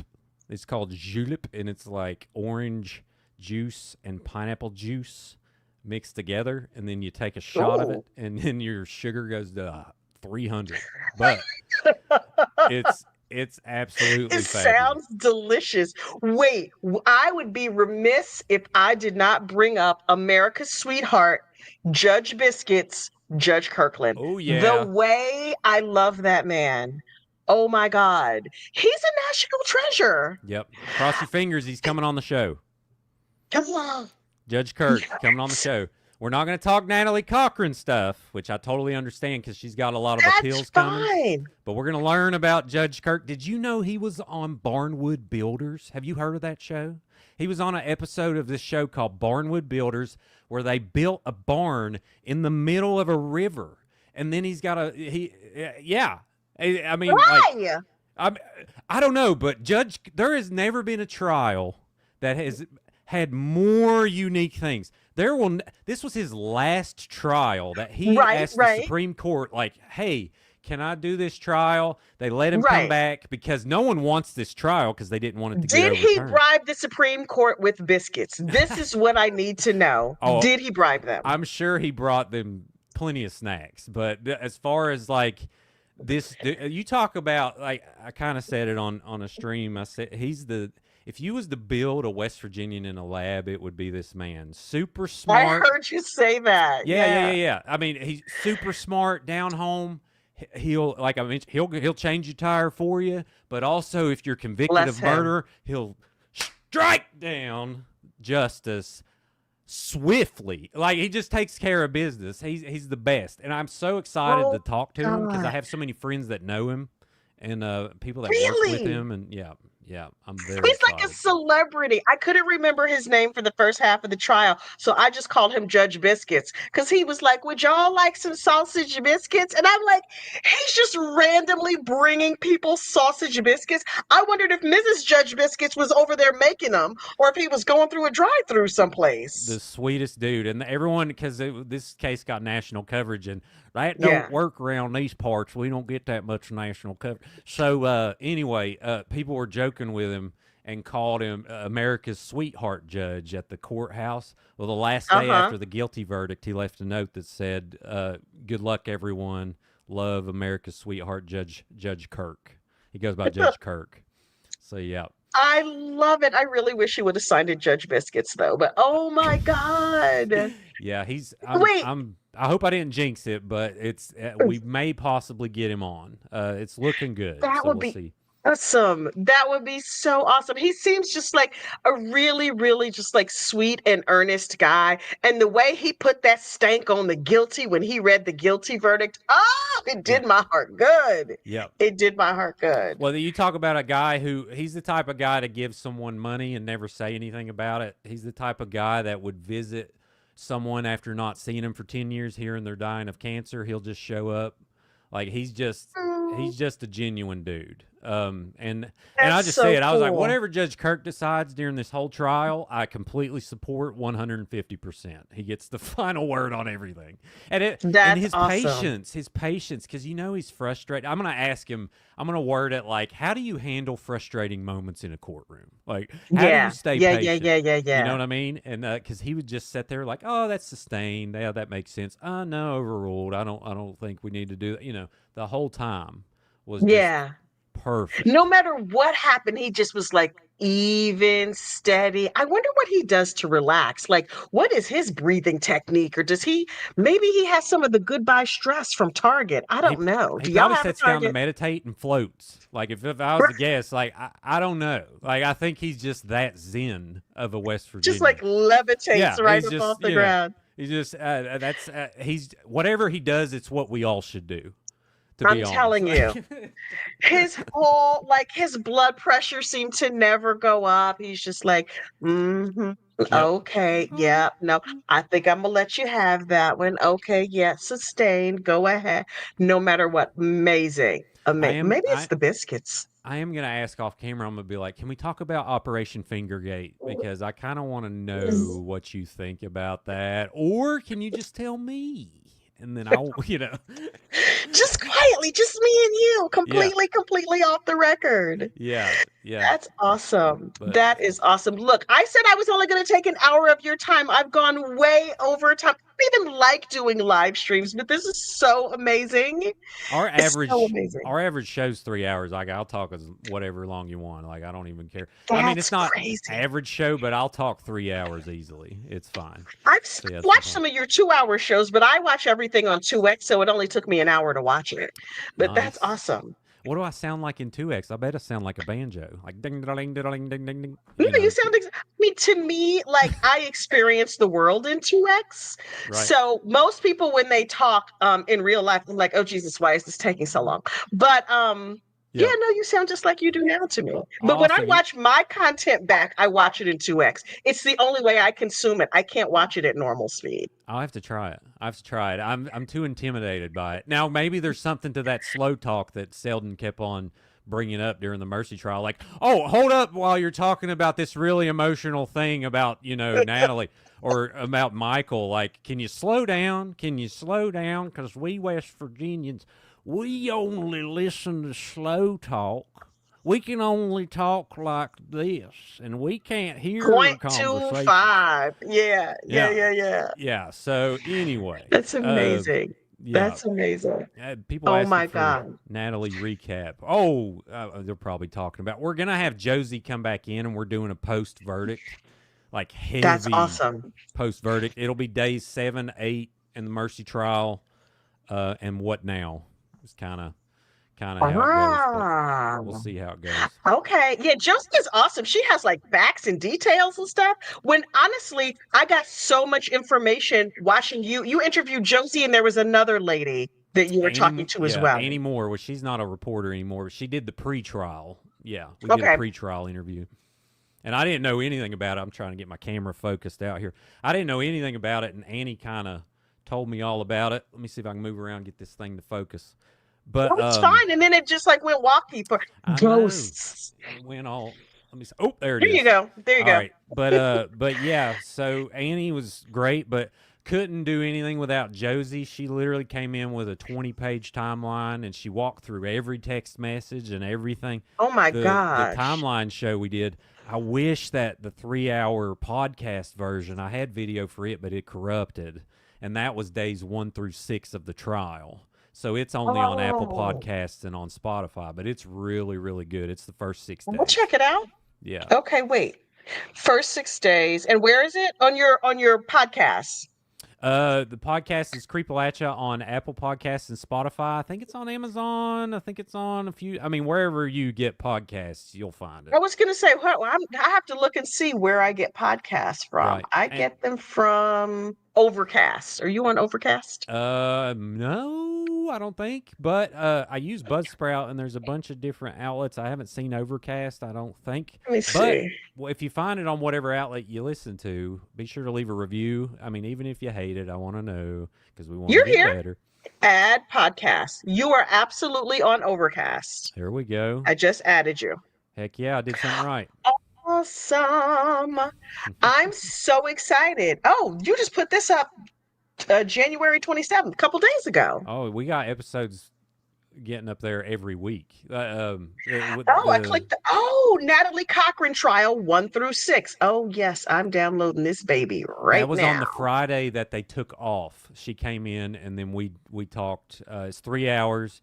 Very, very good. We go into all of it. Like Awesome. my frustrations early on. We talk about Victor. We talk about Selden. We talk about Judge Kirk. We talk about everything. We talk about Natalie and give some of her backstory and some of the relevance to the witnesses. We talk about those. But yeah. Let me know what you That's think. so cool. Oh my God. I can hardly wait to listen to it. And podcasts I listen to at regular, I mean, I listen to them at 1.25, but like not 2. Go ahead. So I they're at gotta happy hear speed. everyone's natural speed. Call me crazy, but I put it on, and then I'll go and I'll like clean the house, or I'll go detail a car, or play chess sometimes. So yeah, if there's any chess players out there and you want some of this 600 score, which is like really low, but if you, I am on chess.com, Creepalachia, so challenge me. Yeah, one of my youngest son he got COVID like a couple of years ago, and he laid in bed and taught himself to play chess. And now he's a chess hustler. He That's plays great. everybody in chess. That's great. He's like, "You want to play with me, Mom?" I'm like, "I don't know it. Can we get the pieces where it has the little picture at the bottom? It tells you which direction each piece can move because I don't know what I'm Right, doing." right. Yeah. Yeah, it's once you learn Beginners. the basic moves, you know about one out of a million things. So Oh wow. it's the best game ever created, without a doubt. Watch Queen's Gambit on Netflix. It'll make you want to play. Yes. Yes, Yeah. yes, yes. I love that movie. Yeah, it's fabulous. Oh, one of my kiddos just came home, so my dogs are losing their mind. Oh, kiddo. I did see Um, I think we have a question. Please tell us about the friend that didn't show up for Mercy. That's Lacey Treadway? what was the story with the I don't know if Lacey is a man or a woman. Lacey, I'm pretty sure. I don't know if I'm positive here, but I think it's Thomas Treadway's wife. I think. Hmm. But I don't know any backstory about why she didn't show up. All we know is she just didn't show up. But yeah. What's the story with Thomas Treadway? He had a lot of strong feelings about the police. Yeah, I don't really know too much. I know who he is because a lot of people, a lot of graphic designers I know actually, and I've talked to him a long time ago because he teaches at a university called Concord, and he actually teaches graphic design. So that's why all the Okay. graphic designers I know of him, and they are Hmm. like it's just, their minds blown that this is even going on. But as far as his involvement, as far as we know, that came out in the trial, he helped Natalie carry Michael to the car at 8 p.m. I think was around when that happened. But also the texts later about going back and forth, mentioning the police, and then he said they won't get from me, and When he was telling obviously, her to make a timeline, encouraging her to make a timeline yeah. for the police, I was like, what did he know and when did he know it? Like, I it's mean, odd. it's definitely an odd conversation. I don't know necessarily what my theory is on it. I do know it's very odd, but you have some people that are kind of, I call them overbearing friends, that they Hmm. think they Hmm. should give you advice, but you're not Yeah, asking for their advice. Does that make sense? right. I feel like Yeah. he was like, "Hey, like here's what you need to do because I know what to do, so do what I'm saying to do." Like I think it was something like that, but Okay. I don't really know. We don't know. I It was mean, weird. as far as we know, that's all his involvement was. I mean, that was really it. And the text message was a really good moment for the prosecution because it was kind of like a Perry Mason moment for his testimony. It was Hmm. like, "Oh, did you not Hmm. say?" And it was great hearing Truman say this, but did you not say they're not getting from me? And he's like, "Well, if I said it and it's on there, then I said it." You know? He's like, I told them no, thank you. I'm like, oh, that is the translation, sir. That is Yeah. the cleaned up, I'm in court version. Yeah, yeah, That's yeah, yeah. We wild. have one of his artists in the chat. Nicole is actually on here who did the Nicole Suptic, Nick artist. You'll see over there. Ah, Yeah, she her art actually, is amazing. yeah, she actually had him. But yeah, and other than that, all I know is he looks like he's on the cast of The Witcher. I don't know really anything else. So we shall see. Wow. Wait, hang on. Yeah. Look, people are coming with tea. I'm here for the tea. Barbara, Barbara Millie says, I know Michael and her lived in Daniels, but where exactly? And why did the kids go to Greenbrier County schools? That's information out of my scope. I do not Hmm. know, but I do know a lot of the school systems are flexible. If you're not in a certain school district, you can sometimes Interesting. make requests. If you have a parent that works at another school, that would be my guess, but I don't know. Oh, oh, So oh, yeah, oh, oh, oh. Wait. JD, do you know the story with the detective he was talking about? Oh, yeah, he was saying he didn't trust the police because of one of the detectives. do what now, JD? Do you know the story with the detective he was talking about? Yeah, I don't know exactly. I'll be honest. I took away kind of the topical information the prosecution did. You hear a lot of things. So no, I don't know the backstory there. I tried with this to really stick with what come out in court because I wanted to be able to relay exactly what the prosecution was thinking and exactly Mm-hmm. what the defense was countering with, if that makes Right. sense. But now Right. it's the details time. Like, we got all kinds of things planned, in the community. That's going to be probably, I mean, it's all going to be active. I'm posting videos everywhere, but Facebook, that community is where I'm getting all of this background information. It's where I learned about Betsy Britland, which is crazy. The Yeah. Betsy Britland thing blew my mind. It blew my mind. For folks who don't know, tell us the Betsy Britland story. All right, so laying out Betsy Britland from the beginning. So Betsy's name was first mentioned from Robert Heinzman. If you remember, he was an investigator on the financial crime. And Betsy's name was brought up because Betsy Britland, who Robert's name that he said is Natalie's fake character that she would make up, that sold her, like she collaborated with on the fake weapons contracts. So, for Right. instance, when, she had all these text messages talking to Michael saying, all right, the ACH, it's coming this Thursday, so, don't be nervous. And then the ACH wouldn't come, and she'd be like, oh no, Betsy said it was going to come. It didn't. It's Betsy's fault. So, like, that's Betsy Britland. But it doesn't end there. So I was watching the trial live, and I was like, I'm going to make a little post about this. So I take a little screenshot of the messages. I put it on the Facebook. And then I say, hey, funny enough, Betsy Britland was a fake character that Natalie created, and then, said she worked for the government, but Betsy didn't exist. And there's a guy that, and this is not verbatim, but that gets on there that says, hey, fun fact, I went to church with Natalie's family, and there was a really nice old woman there. She died. And guess what her name was? And he put ... like the text version of drum roll, Betsy Britland. And I was like, no way. So crazy. It's so crazy. My mind instantly, the lid blew off my mind. And he not only did that, he sent me her obituary in which she died of October 2018 when all of this was going on. And I'm pretty sure, this is my theory, that Natalie picked her because I'm actually actively working on several things. One of them is a Betsy Britland obituary. And the reason being, if you look up her obituary, I feel really bad because no one visited and there's no details about her at all. And so I'm working with a woman that went to church with her, and it's called Creepalachia, y'all. It's not a Facebook group, but it's a page. Sorry, I saw that. But I'm working with someone on the ground that is getting me, trying to obtain pictures of Betsy, and she's telling me, like, she worked, she sold Avon, she ran the nursery at the church, she didn't have any family. Wow. Yeah, said she didn't have any family, so another family there actually adopted Betsy as, like, their grandma. Was kind of like, it wasn't a legal thing, but it was like, right. Yeah, it was legal because they shook hands. That's how it works in West Virginia. So anyway, Right. Stay tuned on Betsy because we're going to do an official Betsy Britland obituary because I feel really sad. Wild. Yeah, it's When I wild saw and sad.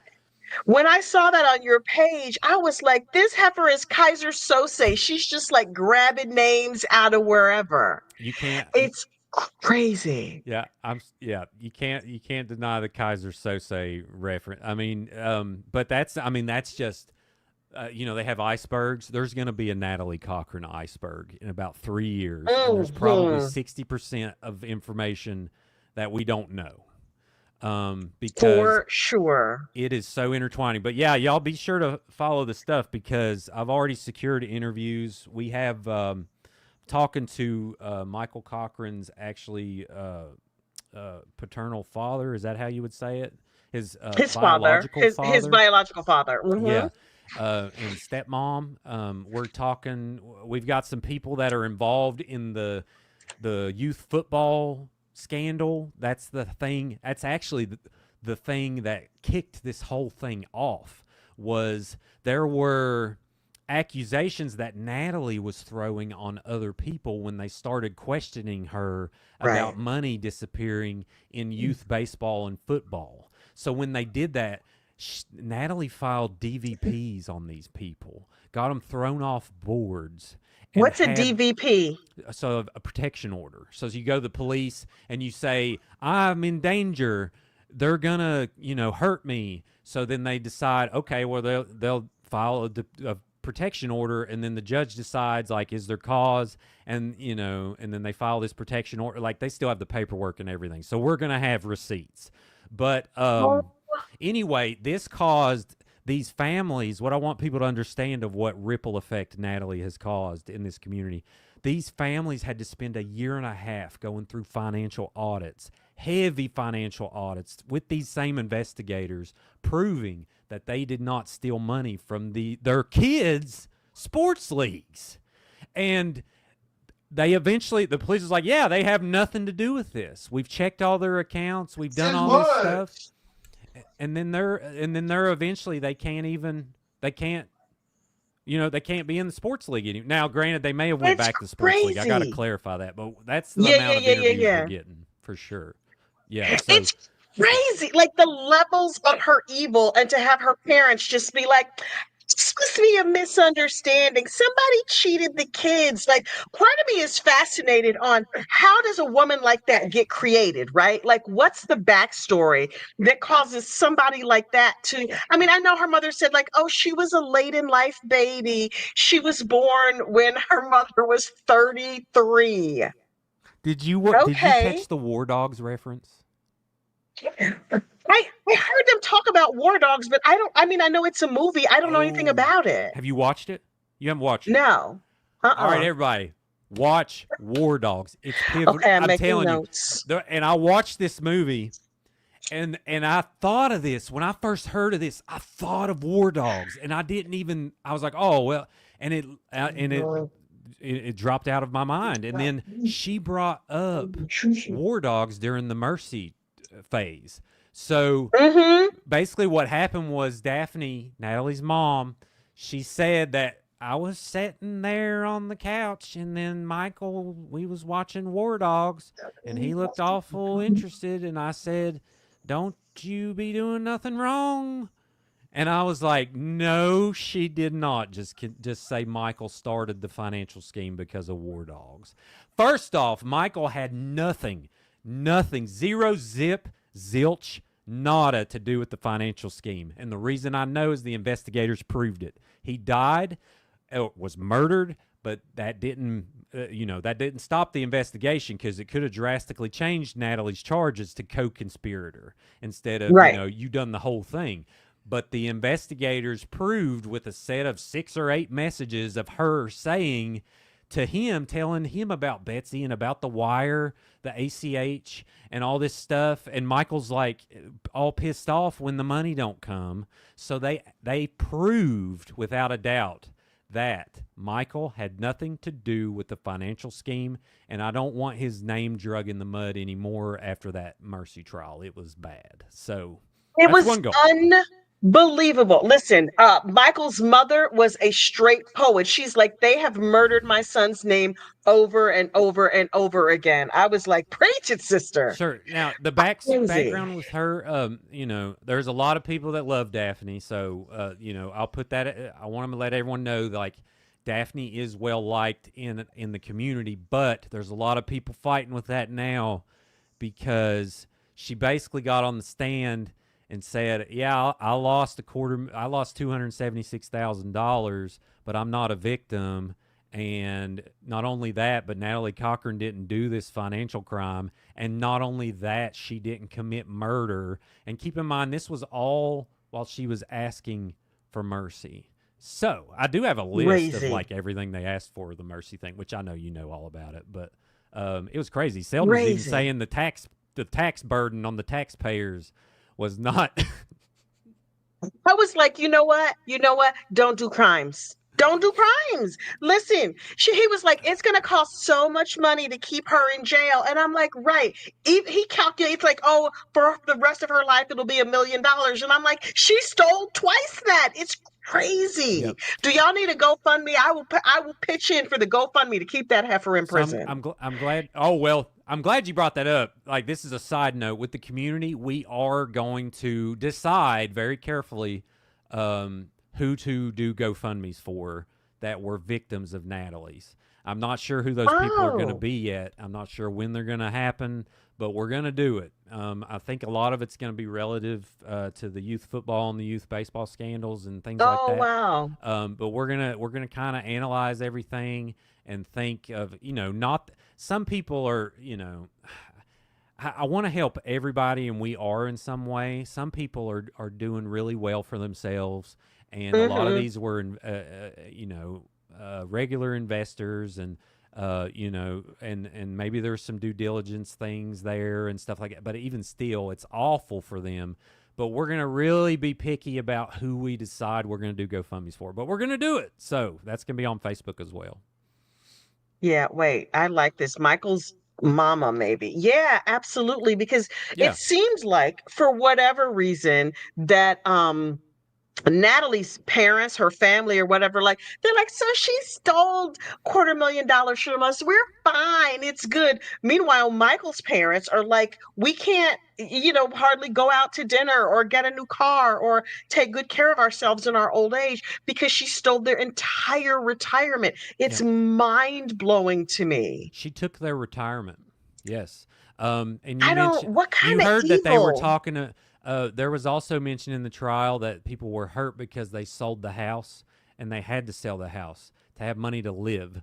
So that's how it works. When you steal money, you lose your assets and they sell them. I don't know how much money they owed still on the loans or whatever, Hmm. but it's Michael's mom, Donna Bolt, is probably one of the strongest women I've ever seen in my Yeah, life. She got up there, she looked. was no joke. I don't know how you can look 50 people in the eye at once, but she did it.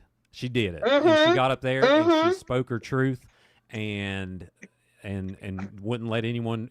They objected and tried to do all. I mean, God Almighty, did they object?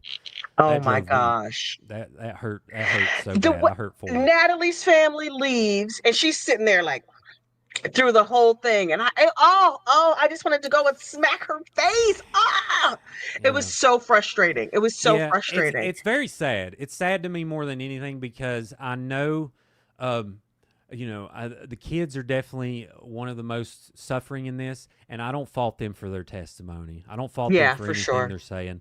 Um, I I come from an abused background, so Mm, I'm not going to tell any kid their experience. I do feel that there's a lot of brainwashing tactics. I feel like Natalie Cochran is one of the most charismatic people you could ever meet. I hear she's a people talk about how sociopath. she's sweet. Oh yes, oh yes, textbook. And there's Donna bringing up narcissistic sociopath. I mean, that's what she is. That's what she is. And her talking about her pinching his testicles in the freaking hospital. Did you hear that? Yes, to his mother. Who says that to Who some? says that? Listen, whether you're pinching him for fun or for medical reasons or whatever, this is not the conversation you have with his mother as he lays dying in the hospital where you have cooked his brain, ma'am. I mean, it's almost a sadistic thing. It's like she enjoys just unleashing pain Mm-hmm. Mm-hmm. onto whatever. But wouldn't let her come to the hospital and see him, and like there's all kinds. And she sent her to the wrong hospital, which I'll give her the benefit on doubt on that one. But even still, it's and she doesn't talk to her grandkids. It's unbelievable, although not that surprising, right? She They're wants, still yeah, young. My hope is that those kids are still young and they will partner with smart partners who are like, okay, I love you, baby, but listen, I looked at this whole trial situation and your yeah. mama, I she not wrote, getting money out of our budget. I, That's yeah, crazy. I wrote a post that's on the YouTube channel. It talks about my overall feelings across both sides, and I hope that people supporting Natalie Cochran. I'm not saying stop supporting her. I'm saying open the rational part of your brain. Look at the evidence. Look at the glucose being 21. Look at his evidence of Hmm. brain damage. Look at the fact that she took a group photo or took a photo and sent it to several people saying, "What do I do?" Look at the fact that she sent out all these text messages talking about stupid So steroids, crazy. talking about government contracts to Donna Bolt while her son was dying in the ICU. Look at all Crazy. these, look at the preponderance of all of this, and the narrative is shut. That's what it Yeah. is. That's what happened. She murdered him.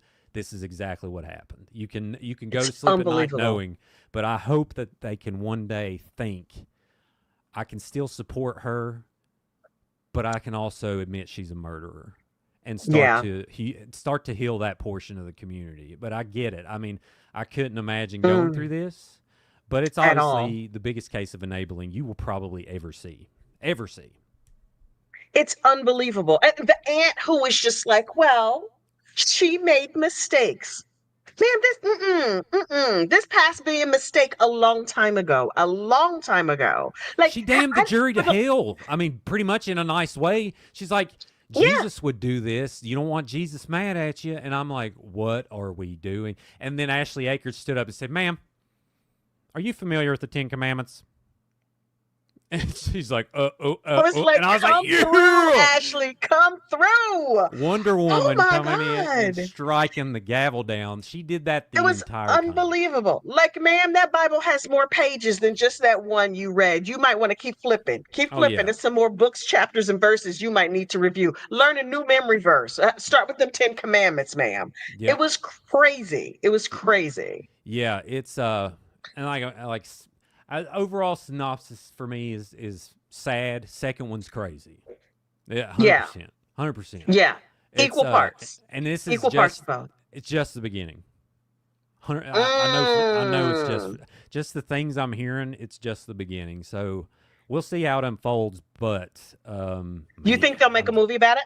oh, they'll make 20 movies about it. I'm just like there is no there is. I mean, maybe I'm biased. You know, I'm biased of our own Right. murderer here in Raleigh County, but um, it's. I mean, she's like the female Hannibal Lecter, only she don't eat people. It's Hmm. uh, She might listen. We might find out. Who knows? yeah, yeah. I mean, Crazy. who knows? You know, I highly doubt that's the case. I hope not, but you know, I don't. I'm not calling anything impossible at this point because it just keeps on stacking on another brick of the shit show. Sorry, it Hmm. just keeps on Hmm. stacking those bricks, and I don't know when it's going to stop. So all I know is I've got some goals to respect Michael's name on the community. Everyone needs to know Awesome. if you say one negative word about Michael Cochran on that page or in my DM, you are gone. No questions asked. If you want to keep me from speaking the truth, better get that cease and desist ready because I ain't shutting up Hmm. and we're going to go to court and Hmm. learn the truth. And I know my Good truth for and I hope you know you. the same. So Oh that's one my goal. gosh. Next goal, pass the Michael Cochran law, which I mentioned. I'm working on getting a legislator sponsoring a bill that's going to be introduced hopefully this session requiring the C-peptide test after anyone that dies a suspicious death or goes unconscious in the hospital and their sugar's 50 or below, diabetic or not, because a lot of these are diabetics getting murdered by insulin. But diabetic or not, they're required Mm. to do a C-peptide test. And if these medical facilities don't do it, I'm going to request that they put in there that they either receive heavy fines or could even be found criminally liable for negligence. So that's the Oh goal. wow. We'll see how it That's goes. awesome. It's awesome. You're out here doing amazing things. Yeah. Well, I'm thank you. wow. You are Look at you out too. here just changing the world. What? I am too. I'm sitting here talking mess about people on YouTube. That's all No. I'm doing. Well, you must have saw something in this episode that you liked, and Yeah. thankfully that translated to you living in New Jersey and me living in the hills of West Virginia. It don't matter where you're from. It don't matter your background. I mean, this is how it's supposed to work. So It is. we It couldn't do it is. without you. So I just appreciate you helping. You're so sweet. Listen, I have been so blown away by your channel and by the coverage that you've given this case.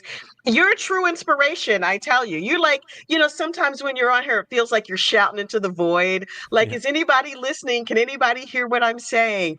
And Uncle Al, algorithm served you up to me. And I was like, what have we here? What is Yep. happening? Yep. This little man from West Virginia with a thick accent that I know what he's saying, even. Oh, Clearly, I'm bilingual. I you speak think West Virginia. you think this is thick. Oh, you should know some of the people I worked with. It gets twangy. Like Oh this my is, gosh. I'm like garden variety coal miner. Like there are actual coal miners that you could listen to for years. Like it really, like it's just Oh my that gosh. fun of a voice. It's like reading a book, listening to their voice. It's crazy, but I appreciate it. I'll Gotta take it get as a me some compliment. more novels about West Virginia. Cause that is an area I feel like, look, I read what was the book that that boy wrote, the other JD. Vance, Um don't listen to it. Hillbilly Elegy. I Nope. listened to that book when it first came out, and I was fascinated by it just because I was able to draw parallels between a bunch of different communities. And then it Sure. was many years later I heard that it was very controversial, and I was like, oh wow. So I started following No, up on that you controversy or you whatever. want to talk about it? uh, I got time. You want to talk about it? no, because we're not talking politics on my channel, I'm not at not all. talking We are not. politics. No, this is no politics. This is about the book. Okay, You tell know, me. we don't talk politics either. But basically, where the narrative was wrong is it had a lot. It didn't really have an understanding of, like he went to an Ivy League school, which is great. A Mm-hmm. typical experience in West Virginia, like for me, for instance, I'm a stereotypical West Virginian. I'm everything Mm-hmm. that you're supposed to not be in your stereotype. I'm a college dropout. I didn't know what I was doing for a long time. I was terrible with money, and eventually, I had to figure it out. And I do agree there needs to be a lot of accountability on how to do that. But the way that it was perceived there seemed a lot less fair to the typical West Virginia experience than what usually occurs. So that's all I'll say. Now, that was his experience, and I'm sure it was Right, right, valid. right, But, as far as, poverty stricken West Virginia, typical experience is different. And he actually just right. visited his grandma. He didn't live here. So Mm. anyway, but yeah, I mean, I definitely check it out. The movie's great. It has I saw real the movie. a really nice actor. What's her name? The redhead lady. She did really good. And then the grandma was amazing. Like, it's a really great movie. And I've got Mm-hmm. nothing. I've got nothing against JD Vance. I just have. I don't like that narrative because I think it's unfair to a lot of struggles that West Virginians face on a daily basis. So that's it. But I'll give you a good book to start with if you want to know about some history. Would be Tell to me, learn tell all me. you. We're having a man named Chuck Keeney with that he's coming on to explain the mine wars. So if you don't know what the mine wars were, it's basically how unions began in America. Back in the Interesting. day, yeah. So back in the day, coal mines used to pay people in what's called coal scrip, and it's essentially a coupon that they give you to go spend at the company store, is what it's called, and that's how they paid workers. And eventually, the workers ended up not taking it, and they struck and they fought and they met at the hills of Blair Mountain, West Virginia. And it's actually one of the only time it's the only time I think that an airstrike was ordered on its own people was in Blair Mountain, West Virginia. And it's where the term redneck comes from. So you want to know what that means? You want to know what redneck I means? thought it just was people who worked out in the sun and their necks got red. Yeah. Well, redneck is basically from the mine wars. So the Battle of Matewan, I think it was called, or the Battle of Blair Mountain. I think all of them. The miners had to figure out a way to have a uniform. So they all had these handkerchiefs that were red, and the reason they were red is because when they get blood stains on them, it would, it would match, and it wouldn't Mm-hmm. be all stained up, and they could keep them and wash them and keep them. So they ended up tying those red bandanas around their neck. I actually did a story on the red bandana, and that's where the term redneck comes from. You Blair are a Mountain, full West South Virginia. Virginia educator over here. I Yep. said South Virginia, West Virginia educator over here. For a college dropout, you're doing all right, sir. You Thank are you. doing all I right. appreciate it. And don't hold me to. Oh Be my sure to check gosh. back when Chuck Keeney comes on. He's going to tell me about it. Yep. I may, if I get some of that wrong, he'll definitely tell me, and we'll definitely get it right. But it's going to be a great episode. That's So amazing. That's yeah, amazing. Oh my God, I can hardly wait. Wait, listen, I have taken up so much of your time. Listen, I normally don't have the attention span to do more than an hour long live, but you have kept me fascinated for nearly 2 hours and my audience as well. Wait, let me just make sure I didn't miss any. There's a bunch of super chats on here. I think I got them all. Kathy, 1 month of membership. Thank you so much, Kathy, not me. Um, Galilee May 93. I sub JD because he fell out of the chair at the verdict. Oh, Oh my that's God, that intense. video is so amazing. I It didn't was know. so amazing watching you watch the verdict. I Oh didn't know my I'd be so God. emotional. I mean, it's a lot. It was awesome. Ricky Watson, 1 year of membership. Now that is an accent. I think Ricky Watson's from Texas, but his accent is amazing. Ryan Girl. Right. I read this one. She's originally from Central Kentucky. Um, Tosh with the $2 super chat. Thank you. Thank you. Lynn with the $5 super sticker. I think I got all of them. I think I did. Awesome. Okay. Thank you so much. I got to text back my grandbaby Yeah, because she yeah. wants to know how my day was. Awesome. We'll have to do it again. Wait, this is amazing. Hang on 1 second. Let me find my outro.